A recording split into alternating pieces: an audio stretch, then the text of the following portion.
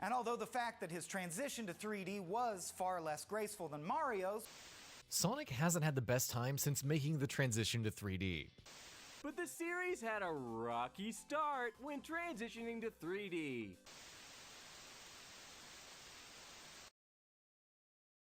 The bane of Sonic fans is the Sonic's had a rough transition into 3D line that for some reason is used so frequently it rivals the series' tradition of Long time no see. Long time no see. Long time no see. What's the deal with this phrase?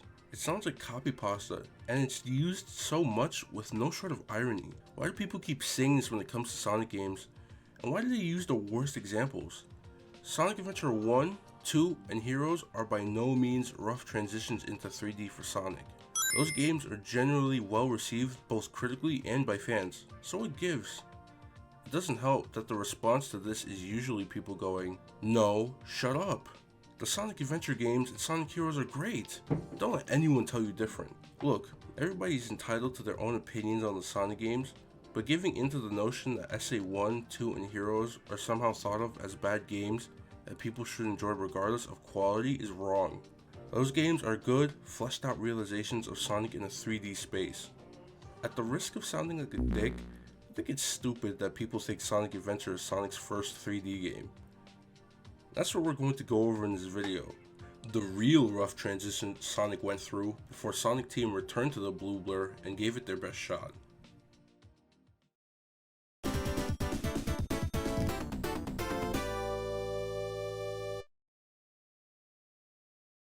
For those of you unaware, Sonic had a slew of 3D games made for him in the mid-90s. As Sonic Team worked on other great games like Nights into Dreams and Burning Rangers, Sega Technical Institute was put in charge of making the next big Sonic game to boost Sega Saturn sales. This is a load of barnacles. Obviously, this did not go well. Traveler's Tales were contracted to make a few Sonic games for the Saturn. Let's focus on the first one they made, Sonic 3D Blast. This game is the definition of boring. Boring level design, boring and repetitive gameplay objectives. This game was made alongside Sonic's big Saturn game, but that game was cancelled due to being stuck in development hell. I've never seen anyone say a good thing about Sonic 3D Blast.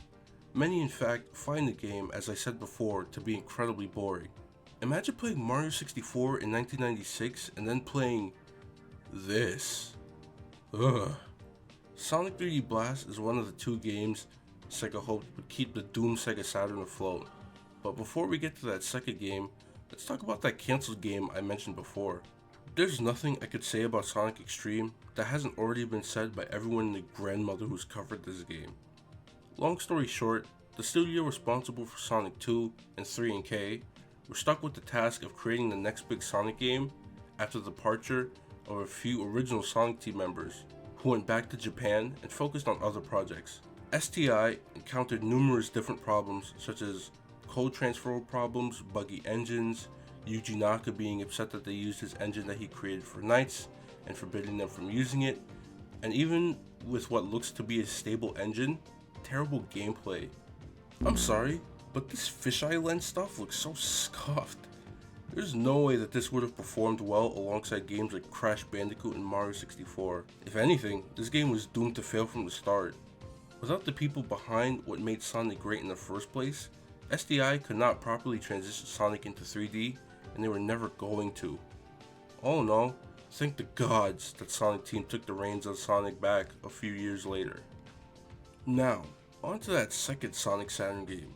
A racing game named Sonic R was the second game made by Traveler's Tales.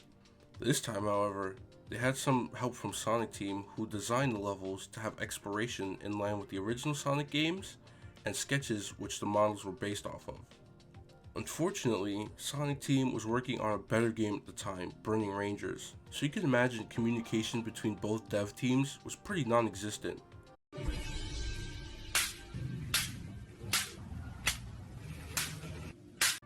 It released in late '97 on the Saturn to mixed reception, which would later go on to become more negative as the years went on. Although recently, the game has experienced some positive discourse, which is cool. People either love or hate Sonic R. Me? I'm personally indifferent to it, but the music is excellent. Living in the city. Special mention goes to Sonic Jam here. This game featured Sonic World, a little map with some objectives to complete. It was a nice little 3D environment to run around in, and was leftover remnants of what Sonic Adventure was shaping up to be on the Sega Saturn. It's not bad really, it just fits in with the video because it's essentially a beta. And there you have it, the Sonic games that should be talked about anytime someone mentions Sonic's rough transition into 3D. Look, I'm aware that some aspects of SA1, 2, and Heroes haven't aged well, but that doesn't mean those games are the hallmark of Sonic's rough transition into 3D. Once again, these games were, and still are, generally well received. Fans for years have been clamoring for a return to adventure-style gameplay for a reason. Compared to the 3 games I just talked about, the 3D Sonic games we ended up getting from Sonic Team are at the very least fully realized visions of what the team had in mind for the Blue Blur at the time. I blame sites like IGN with their weirdo hate for Sonic, which has probably led to many content creators regurgitating the same talking points about Sonic for years.